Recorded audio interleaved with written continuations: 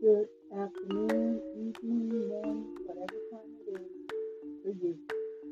I thank you. My name is Donna Miller, and this is the Vote Voice podcast. I just want to give you a heads up. I, on the 11th of August, had a terrible fall. I had a happen. It was early in the morning. I was moving some things out, just trying to organize, and my ankle collapsed. Broke one ankle in three places, and I'm headed for surgery. I'm going to go in and see the doctor this week, and I will keep you guys updated. If for some reason you not hear from me, I'm going to try to keep up with the podcast and everything else I have to do. But I think I'm going to have to let a few things go. It won't be the podcast, but I'm going to have to realign my life because I'm pretty sure I'm going to be out of things for a while, and I think I just maybe need to slow down and focus my energy in certain ways.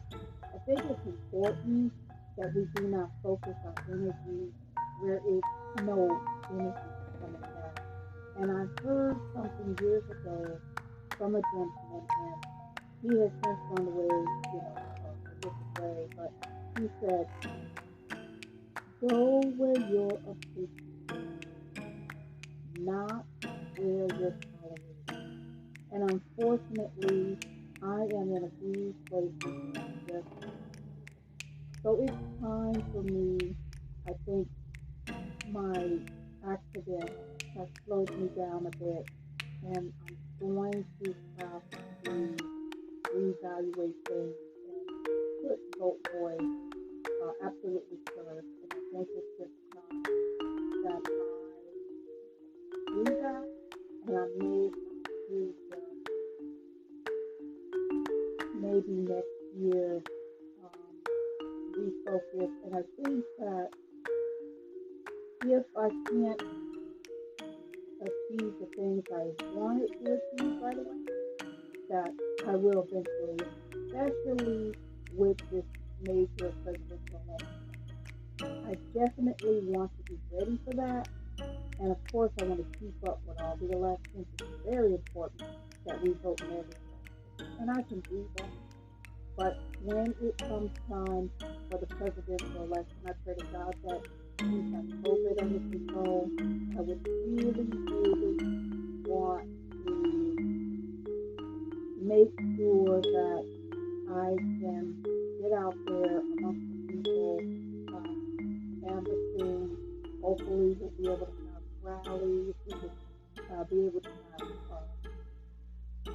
something going on where we can get out there and meet the people. If not, we will do everything by phone and mail if we can. So I'm just hoping that I'll be able to focus on getting out the vote. That's what's important. That is why I'm here. And today, we are going to continue to talk about voter suppression because we need to make sure that we understand what voting suppression is so that we can fight it. And everybody's fighting as hard as they can, but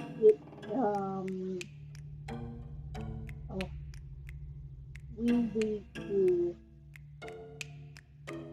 know more about voter suppression. Now, first of all, this is what voter suppression is. Voter suppression is a strategy. It's used to influence the outcome of an election. It does this by discouraging or preventing specific groups of people from voting. Okay, now voter suppression is not political campaigning, because political campaigning wants to change the voter opinion, okay, trying to persuade a potential voter, okay, and they do this by organizing, okay, they can do this by contacting local Pennsylvania voters, or registering voters are new supporters. Now, voter suppression, okay, is not out to do this. Voter suppression, okay, and I call it the feature of voter suppression. It wants to reduce the number of voters who might vote against. So here's the key word.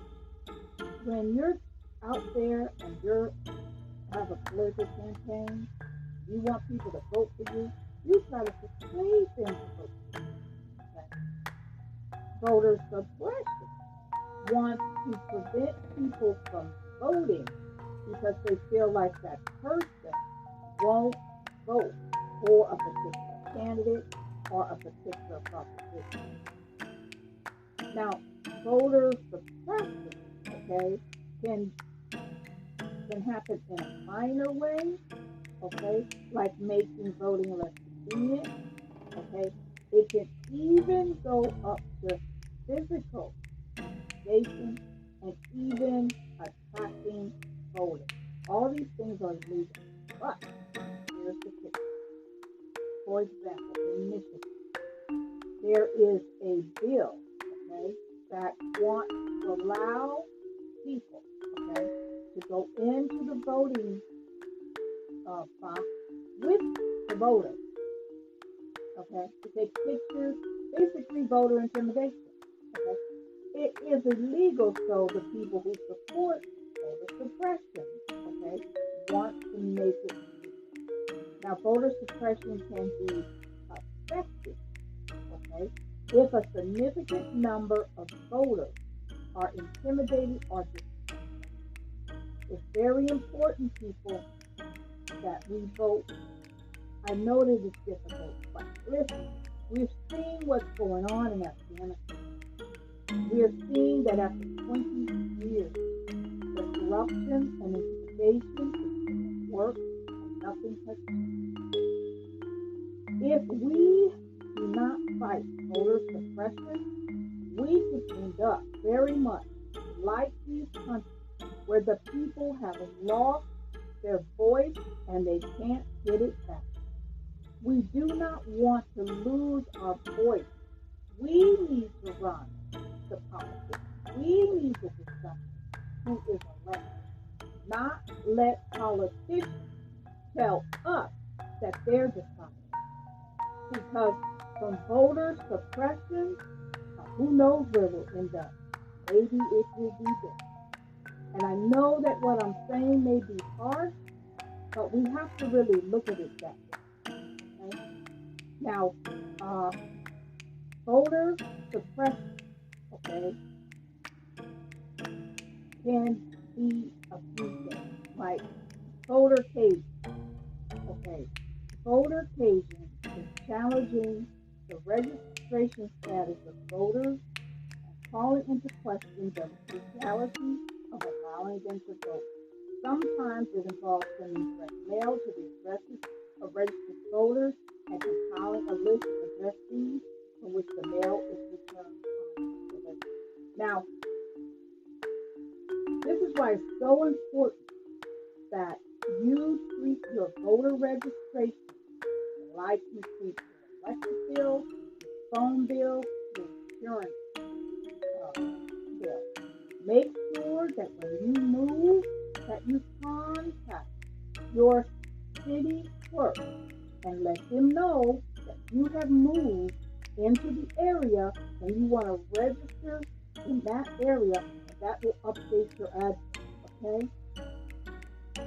We already know that there was information given out in 2020, information like the voting day, giving out the incorrect voting day, and also intimidation where people were told that they shouldn't vote or things like that. These really terrible things. Listen, America, if we do not fight for our right to vote, and the best way to fight voter suppression is to vote. If we do not do this, we are going to lose our right to vote. And all you have to do is look at the corruption in these other countries. The corruption is that a handful of people want to control everything. They do not want to give the people a voice. They do not respect the voices. Men, women, children, they do not respect the voices of people who disagree with them. We are in this space now where we're constantly having to fight against people who feel like you shouldn't have a voice if your voice does not agree with them. We saw what happened at the Capitol on June 6th. It wasn't a mistake. It wasn't a tourist spot gone awry. It was people who deliberately marched to the Capitol to overturn our vote. And they sought to kill the vice president to do it. We don't have to sugarcoat it, okay? This is where we are when it comes to voter suppression. I want to talk about something else, okay? Gerrymandering. Okay, it's very important. Here in Michigan, we are in the middle of drawing new maps because gerrymandering is a practice intended to establish an unfair political advantage for a particular party or group by manipulating the boundaries of electoral districts, which is most commonly used in first past the post electoral system. Okay? We need to make sure that our voices are heard. Now, I know a lot of people don't know about the Michigan Independent Citizens Redistricting Commission, but they're on YouTube. You can go to Michigan dot gov, okay, and you can find out information about the commission. Okay, find out where they're meeting. They're getting ready to release the map soon. If you haven't participated this first round, you really, really need to participate the second round and let your voice be heard. Okay, hopefully I'll be able to do that. I'm going to do as much as I can from my bed, hobbling around on my crutches. Okay, now let's talk about political corruption as in Afghanistan. Look what is happening in Afghanistan. After 20 years, people don't want to give people a voice. Okay, so they would rather allow a murderous gang. Have you seen these people?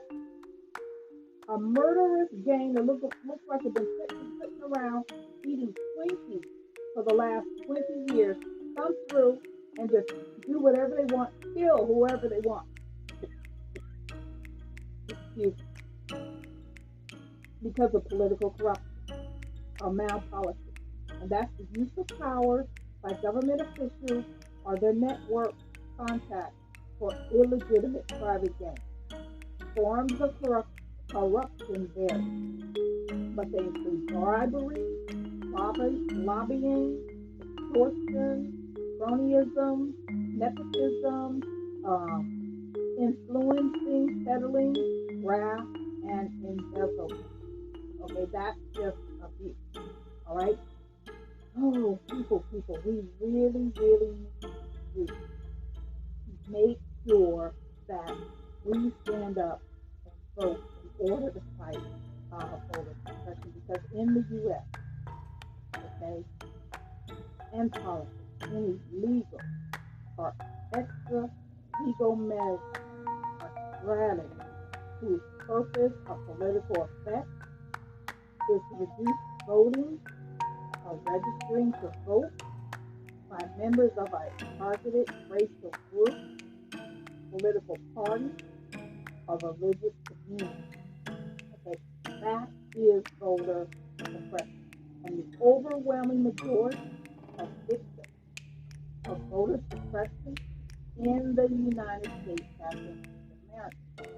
That is why we need to make sure that as people of color even if you're not a person of color, women, you need to make sure that you vote, because voter suppression has been practiced in the United States since at least the era of Reconstruction, which is between 1865 and 1867, when African Americans in the states of the former Confederacy were briefly able to exercise their newly won right to vote, to run for local, state, and federal offices, and to serve on juries. On 14th, the 15th Amendment to the Constitution, on 14th Amendment was signed in 1868, and 15th was signed in 1870. These amendments, along with a series of laws passed by a Republican-dominated Congress between 1866 and 1875, guaranteed citizenship and equal civil and legal rights to African Americans.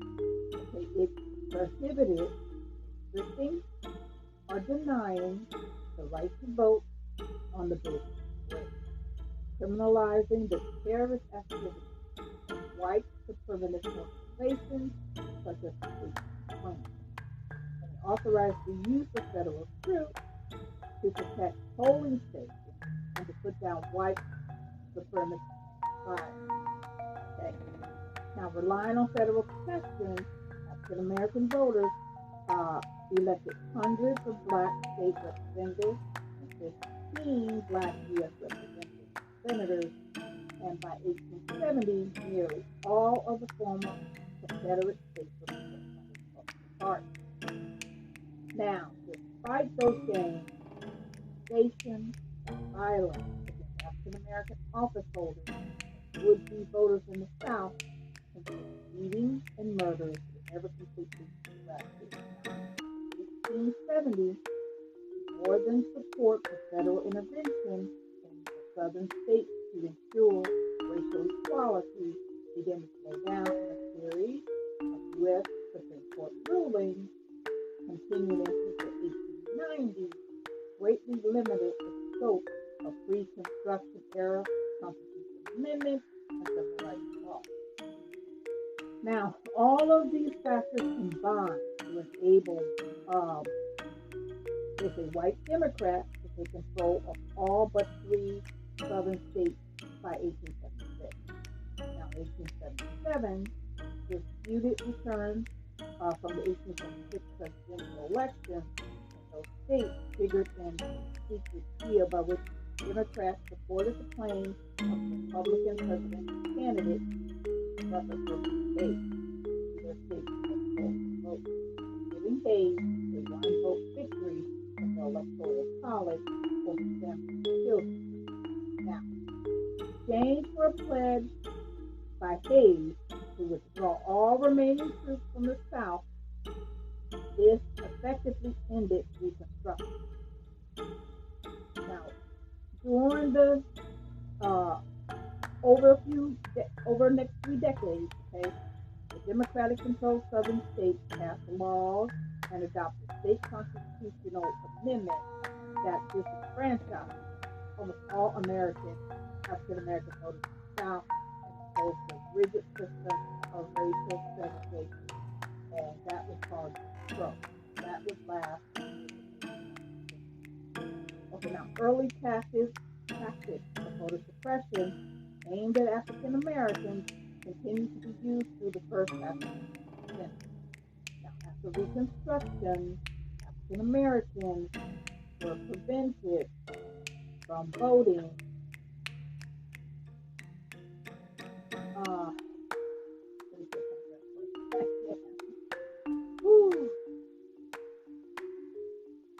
African Americans were prevented from voting or from registering to vote through intimidation, bias, poll tax, literacy, or comprehension tests, okay, which were not applied to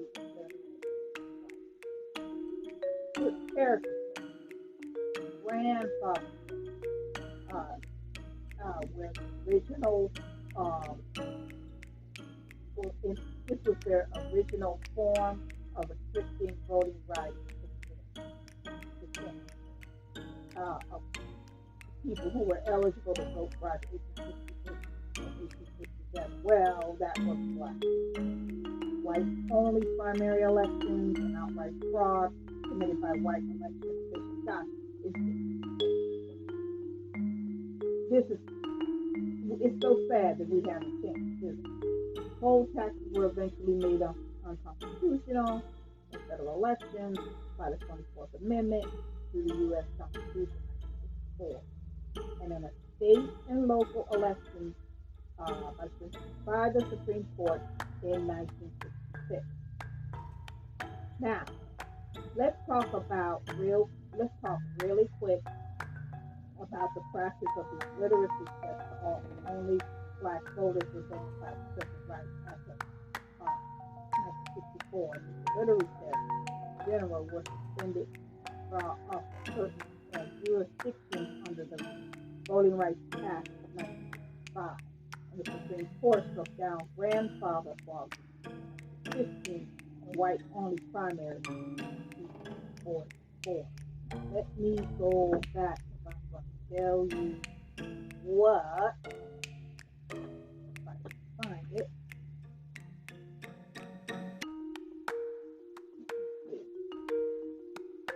But explain to you what a literary test is.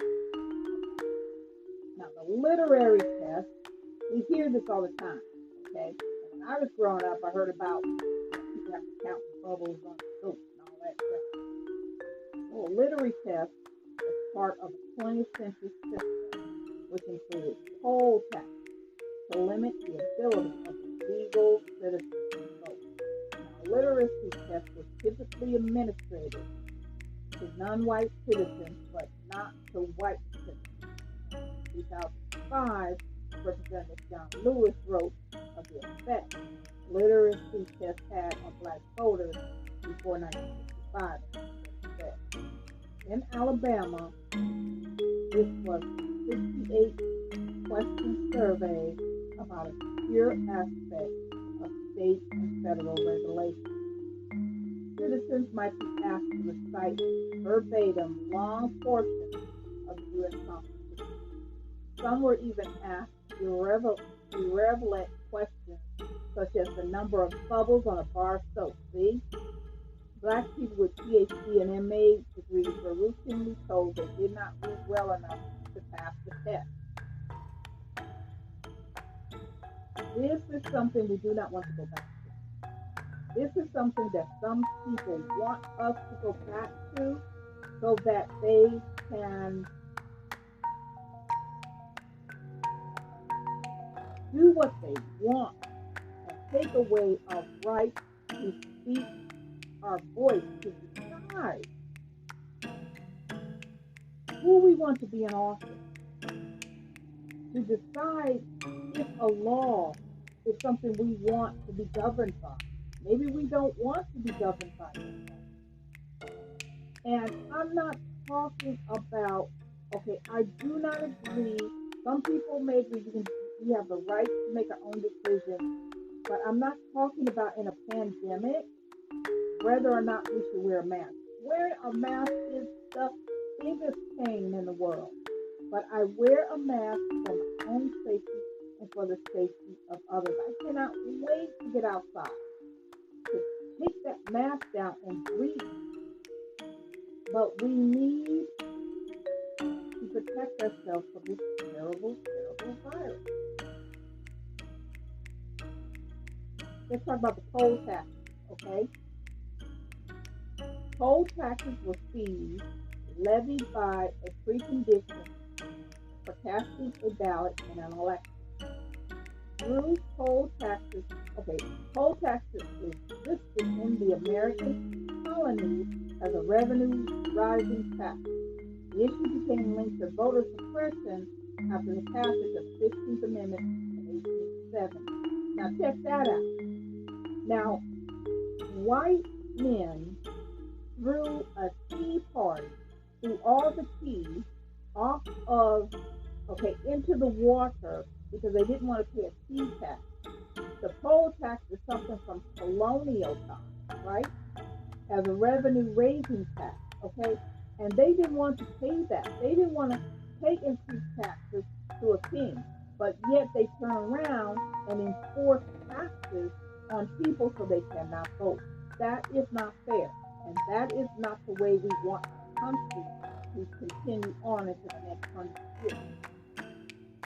Okay? Now, after the passage of the 15th Amendment in 1870, which gave all men the right to vote, after the amendment passed, 11 southern states instituted poll taxes aimed at making it nearly impossible for black voters to cast their ballot. And they're doing that now. Okay? You can go all over the country. They do not want black people to vote. That is why we have to endure, as usual, people, black, brown, red, and yellow, go to the polls, sign up as soon as you can so you can vote absentee, so that'll make it easier for you. That way you can have the time to put it in the mail, get it back in the mail as soon as possible when the time comes, okay? You have the November election coming up. We're going to be talking about that on and off, and you need to make sure that you have signed up to receive a ballot for the November election, so you'll have the time to put it in the mail. Make sure you sign the ballot, okay? You have to sign the outside of the envelope, is what I'm trying to say, okay? Make sure you have a stamp to put on that, all right? Okay? Because we want to make sure that we vote, okay? So, okay, I'm trying to see we are. Or,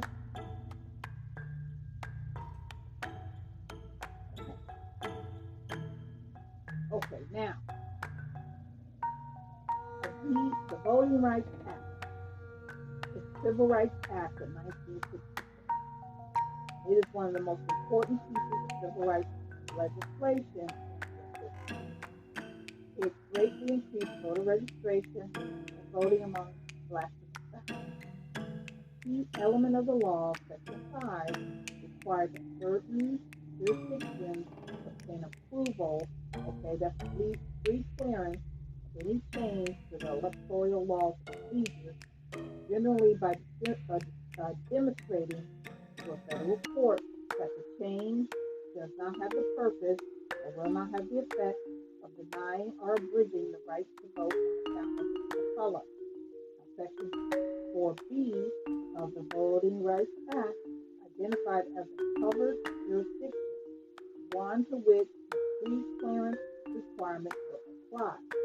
Any state or political subdivision of a state that, as of November 1964, imposed tests or other devices as a condition of registration or of voting and was characterized by voter registration or voter turnout below 50% of the voting age population. Now, the VRA's clearance requirement is in effect, preventing jurisdictions with severe voter discrimination, including 9 mostly southern states, from introducing new electoral restrictions that would disproportionately reduce voting or voter registration among African Americans. Okay. 2013, the Supreme Court declared in Shelby County versus Holder that Section 4B was unconstitutional, in part because of the discriminatory voting practices by which it identified covered jurisdictions have been almost completely eradicated in the court's view. Decades since the VRA was passed, without Section 4B, the free clearance requirement of Section 5, which notably the court did not strike down, was essentially inoperative. In practice, formerly covered jurisdictions were free to implement whatever electoral law and procedure they choose, whatever discriminatory efforts those measures might produce, could be altered or reversed only after the fact, through lawsuits alleging violations of constitutional rights or of nation and voting rights laws, including voting rights. Now, I remember when this happened. I'm sure a lot of us do, and we didn't know if the state could be trusted, but we were hopeful. We were hopeful, and man, did we learn a lesson. These certain people who have the power to enforce voter suppression will do it the first chance they get. 50 years isn't long enough. 100 years isn't long enough. They can never be trusted with protecting our vote. There will always be someone who wants to inflict voter suppression on us, and we will always have to have hybrid laws in place to protect our voting rights, because voting is so powerful. We Americans love our vote. We love it, and we will exercise it. And you cannot sit on the couch anymore. Do you see what they're doing to our voting, to our right to vote? They want to strip away from you the right to vote. They want to turn you into a voiceless human being who has no say in what they do to you. And believe me, they'll do whatever they want to you, take what they want from you without your voting voice. We need to have the right to say who we send to Washington. No matter what your choice is, we need to have the right to do that. And we don't need anybody marching on the Capitol to try to strip away our vote, because they don't like how we voted. And you know what's funny about that day when they attacked the Capitol? You know, they say that a lot of those people did not vote in the 2020 election, and they're up there trying to tell me my vote didn't matter. A lot of those people didn't vote. There was a small percentage, and I can't remember if it's 6% or not. It might have been higher. I'm sorry, I can't remember. Those people did not vote. They have the audacity. You believe it? To be up there trying to tell us that our vote can't matter. Now, as soon as that decision was handed down, states announced or implemented new electoral restrictions and procedures that have been blocked through the free plans requirement. The first 5 years after the decision, scores of voting laws were introduced in at least 23 states, far more than the number of covered jurisdictions under the Voting Rights Act. These measures include voter ID laws of varying strictness, some requiring the presentation of an acceptable photo ID, such as a driver's license, a passport at polling stations as a condition of voting. Some of those measures were passed along with other provisions that close or reduce hours of state offices where acceptable ID could be obtained. Restrictions on voting rights. On voter registration, the closure or relocation of polling stations that serve mostly African American or minority voters, forcing people to travel long distances or to wait in long lines to cast their ballot. We've seen that in 2020. Remember, I think it was Texas, that they put a ballot box 350 miles away from where people needed it, and in order to get to that ballot box, you had to drive 3.5 hours. You don't think that's voter suppression? People had to travel long distances, right? Or wait in long lines to cast their ballot. The elimination or reduction of early voting periods, which uh, heavy requirements for obtaining or submitting mail-in absentee ballots. Restrictions or outright bans on voter registration drives. The elimination of same-day voter registration and the permanent disfranchisement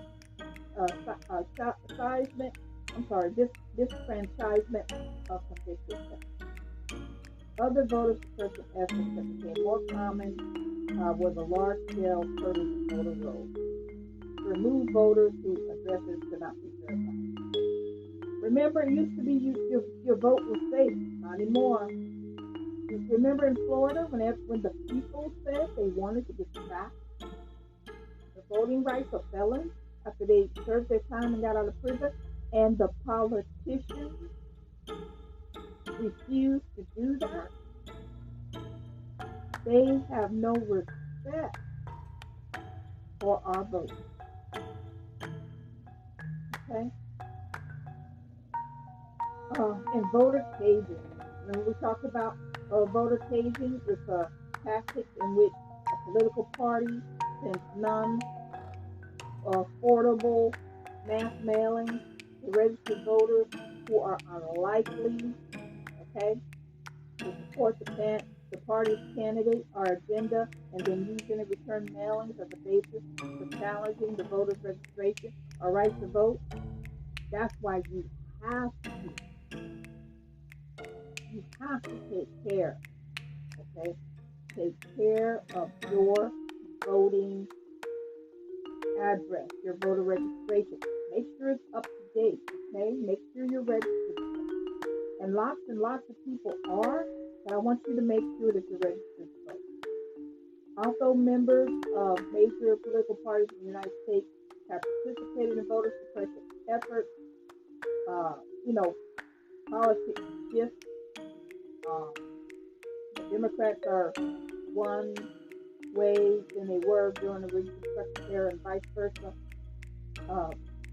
Instances of voter suppression have taken place in many states. The usual justification offers for such measures that they help to ensure the integrity of elections by preventing voter fraud, which people claim is a problem. Individual voter fraud in the United States is nearly non-existent. Okay, it's nearly non-existent. The real purpose of restricting voting law is to enable people to win or stay in power in jurisdictions where less than a majority of likely voters support a candidate or an agenda. We know that voter fraud is real. I want you to think about you going to the poll. Who's sitting there? The same lady that's sitting there 4 years before, 2 years before. The same people. Where are you going? In your community. Where do you go? Mostly to a school, your children's school, or your niece's or nephew's school, a friend's child's school. If you live in a particular community, you're going to a school most of the time to vote. Or the same location. If you live in an area, even if you move from place to place, you're still going in a certain location. When you call up to the city clerk, you're talking to the same people who more than likely been there year after year. These people are not monsters. They're not aliens. There's nothing mysterious about them. These are the same people that you see year in and year out. The same people you have to deal with. Okay? So they're not monsters.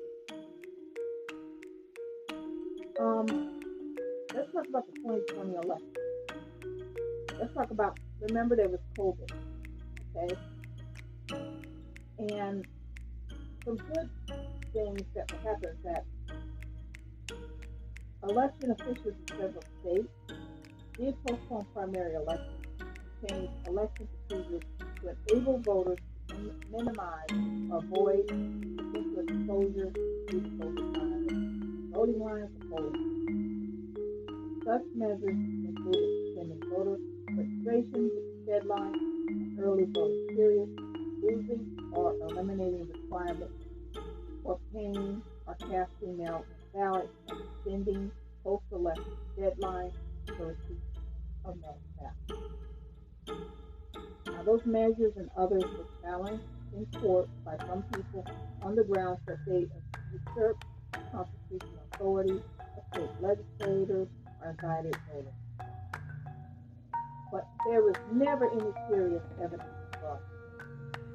Others argued that in response, that the changes were constitutional and that the opposition based on accurate assumption that some people were more likely to vote another way than the way they wanted. People wanted to use mail-in ballots during the pandemic, and that not wanting this was a form of voter suppression. And most of the challenges to mail-in ballots were mail-in ballots are wonderful. It really, really was wonderful. I took mine to a ballot box. A lot of people did because I wanted to take the pressure off of our postal service.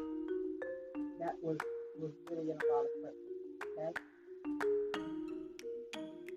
Now, after the election, came out the rollout of more than 350 bills designed to roll back the pandemic-related changes to election procedures and to further restrict voting access. The people who live on voter suppression in order to stay in office were terrified at the turnout because of mail-in ballots. We Americans love the mail-in ballot. It enabled so many people to vote. There was freedom, there was safety, there was an empowerment by mailing in your ballot. And at the time of this terrible crisis of this pandemic, it's what we needed. And still people stood in line, risked their lives to vote. Don't forget that. Okay? Many of these voter suppression bills, give legislators significant control over election administration while reducing the traditional administrative authority of the executive branch of state and local election boards. Okay, we've heard about these terrible bills. Okay. I just want to say that these laws enable the legislature to effectively take control of local decisions on matters such as polling stations, locations, closures, challenges to voters' ability, and crucially the certification of election results. Bills relating to election administration were introduced in several other states and enacted in law in some. Here in Michigan, we have bills like that.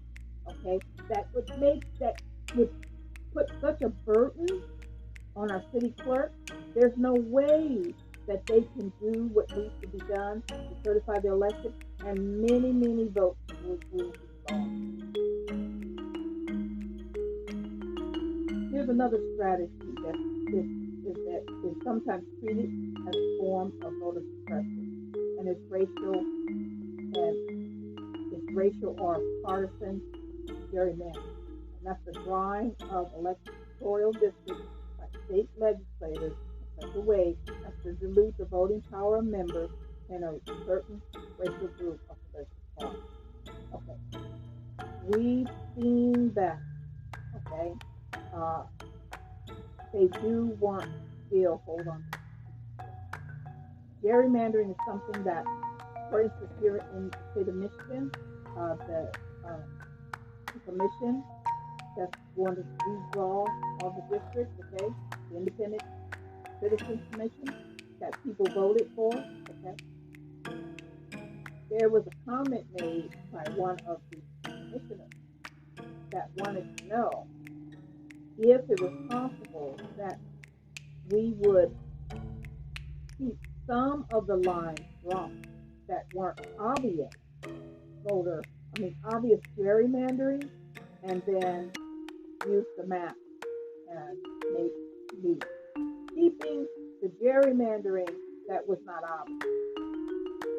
That's not what the American people voted for here in Michigan. The Michigan voter did not vote for that. The Michigan voter voted for us to completely wipe out the old gerrymandering maps, which are horrendous, okay, and start new. But they desperately want to keep the gerrymandering because they know that by passing large members of a racial group or political party into a few districts, or by tracking, okay, dispersing them among several districts, that gerrymandering can ensure that the targeted group or party will be permanently underrepresented in a state legislature or Congress relative to their absolute number in the state. This is also the goal of voter suppression. Racial gerrymandering is prohibited under Section 2 of the Voting Rights Act. Okay? Now, this is something I want to say. Federal law does permit the creation of majority-minority districts as a means of combating racial gerrymandering practices. In 2019, the Supreme Court ruled in Roncho versus Common Cause that partisan gerrymandering is a political question that is beyond the power of federal courts to address. America. Okay? I want you to know that I'm thankful for this information that I received, and it's coming from Brian Duignam, and he wrote this, and I appreciate everything he wrote. And this is the kind of information that I like to pass on, okay? And he wrote this in July 2nd, 2021, and I'm really, really appreciative of the information that he wrote. He did such a wonderful job, enabled me to relay this to you. We know this is true. We know that this information is information that we have given, okay, out on numerous occasions, and we can't say enough about voter suppression, okay? I want to make sure that you guys understand it, that you know it, so that we don't end up in 100 years like Afghanistan, corrupt. Okay, because we know that if people, there's people who don't respect the vote of the Michigan voter who says we want a clean slate. We don't want any gerrymandering. And there are people out there who still want us to accept that maybe we should have a little gerrymandering. You know, the gerrymandering that's not obvious, gerrymandering that couldn't possibly hurt anybody.